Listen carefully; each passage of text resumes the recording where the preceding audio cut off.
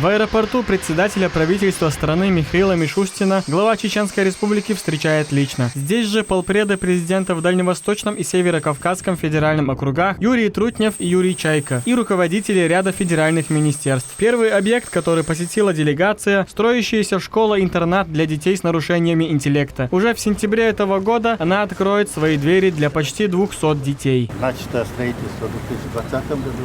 Планируем завершить 1 сентября. Будут обучаться 198 учащихся. Сам проект, она, по сути дела, по Северо-Кавказу однозначно аналога не имеет.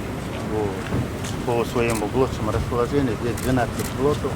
Рассчитаны они для обучения с 1 по 9 класс. Детей обучения. Здесь будут они и проживать, и обучаться. Условия в школе будут самыми современными. Дети смогут проходить занятия под наблюдением лучших специалистов, не нарушая процесс лечения. Рассказали премьер-министру и о строительстве школы для детей с ограниченными возможностями и нового корпуса 26-й школы Висаитовского района Грозного на 1200 детей. Обе они должны открыться 1 сентября. На базе школы-интернат для детей ЗПР мы планируем реализовать еще ряд программ для детей с тяжелыми нарушениями речи, с детьми-аутистами, с нарушением опорно-двигательного аппарата. Раньше таких программ у нас в республике не реализовывалось. Это большая новость для всей республики, для детей.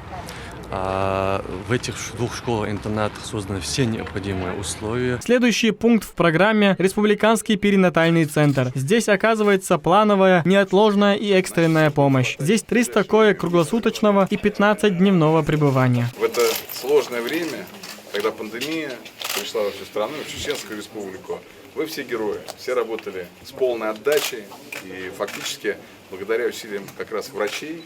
И пандемия, пусть не до конца побеждена, но точно, абсолютно мы понимаем, что широкая масштабная вакцинация сегодня, она нам позволит защититься от всех дальнейших осложнений. Но самое главное – рождение жизни новой. И вот это рождение, то, что вы дарите. И очень приятно, что сегодня мы видим такие результаты, так сказать, что с младенческой смертностью, с детской смертностью гораздо все лучше. Мы фиксируем улучшение этого показателя, несмотря даже на такой год пандемии. Следом делегация направилась в Грозненский государственный нефтяной технический университет имени академика Миллионщикова. Вуз со столетней историей по праву можно назвать гордостью республики. Он первый в мире специализированный нефтяной институт. Ректор учебного заведения рассказал гостям о его технических возможностях и условиях, созданных для студентов. Уникальность этой площадки в том, что она спроектирована по требованию студентов. Мы спросили у студентов: слушайте, что вы хотите?